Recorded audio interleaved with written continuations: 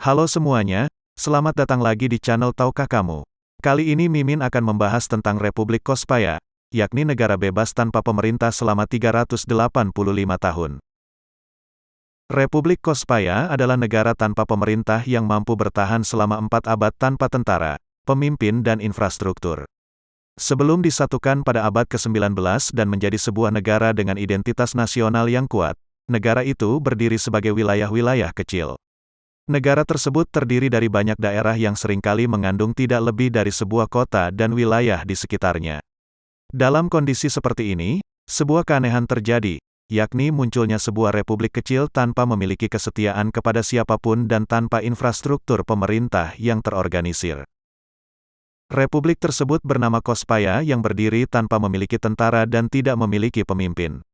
Mereka hanya memegang teguh kredo Patva et Firma Libertas, yang secara kasar dapat diterjemahkan sebagai kebebasan yang kokoh dan abadi. Kredo tersebut adalah satu-satunya hukum yang mengatur Republik Kospaya selama 385 tahun atau nyaris 4 abad lamanya.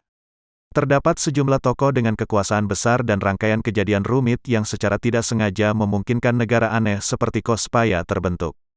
Tokoh pertama adalah Paus Eugene IV yang terlibat dalam konflik dengan Dewan Basel, yang menentang otoritas politik dan agama Paus. Setelah bertahun-tahun menyuap, memata-matai dan melancarkan perang melawan Dewan Basel, kepausan yang dipimpin oleh Paus Eugene, meminta pinjaman dari agen independen, yang kebetulan merupakan tokoh kunci kedua. Pada saat itu, pemimpin keluarga Medici yang terkenal, Cosimo Medici, setuju untuk memberikan pinjaman 25.000 florin emas Italia. Jumlah tersebut adalah dana yang sangat besar. Tiap koinnya mengandung sekitar 3,5 gram emas murni dan sekeping koin bernilai sekitar 2 juta rupiah dalam kurs saat ini. Untuk menjaga agar kesepakatan tetap dilakukan, Paus harus menjanjikan sebidang tanah sebagai jaminan bahwa dia akan melunasi utangnya. Tanah yang dimaksud berada di Umbria, di Italia Tengah, kota Borgo San Sepolcro dan sekitarnya. Wilayah itu, bersama dengan penduduknya, dijanjikan kepada Cosimo Medici jika negara kepausan gagal mengembalikan pinjamannya. Setelah 10 tahun, pada 1441, konflik antara negara kepausan dengan Dewan Basel telah berakhir. Paus ternyata tidak mampu melunasi utang kepada Medici dan memutuskan untuk menyerahkan daerahnya kepada bangsawan Medici dari Florence. Perwakilan dari kedua belah pihak kemudian dikirim untuk melakukan penghitungan luas tanah yang akan diserahkan Paus kepada Florence. Kesepakatan itu menyatakan bahwa perbatasan tersebut harus berada di sebuah sungai kecil yang berfungsi sebagai anak sungai bagi sungai Tiber yang jauh lebih besar. Namun, kedua belah pihak tidak menyadari bahwa ada dua anak sungai yang bermuara di Tiber. Sisi Florentin berpikir bahwa sungai di sebelah kiri harus ditetapkan sebagai batas. Sementara negara kepausan menganggap sungai di sebelah kananlah yang berfungsi sebagai tapal batas. Di antara kedua anak sungai itu ada desa kecil bernama Kospaya. Begitu penduduk Kospaya mengetahui bahwa mereka terjebak di antara sebuah perjanjian yang aneh, mereka segera memproklamasikan diri sebagai sebuah republik yang terlepas dari kekuasaan Paus dan kota Florence.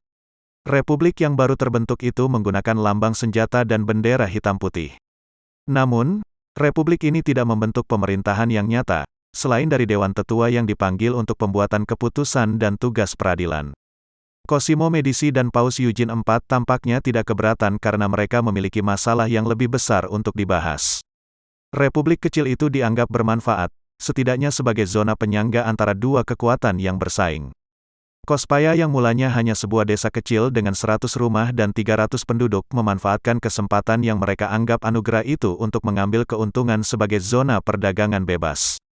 Di sana, semua barang yang diperdagangkan tidak dikenai pajak sehingga dengan cepat menarik pedagang dari seluruh Italia.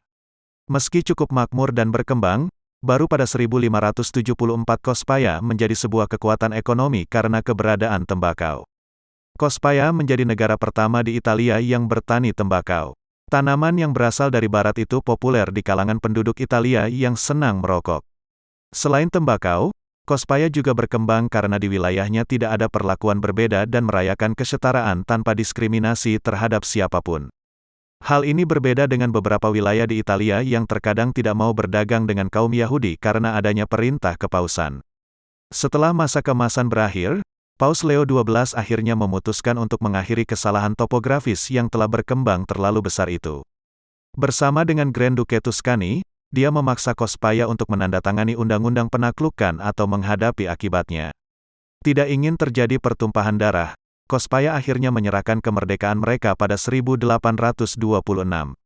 Meski masih memiliki hak istimewa dalam perdagangan tembakau, ideologi pembentukan negara bebas itu telah dihancurkan.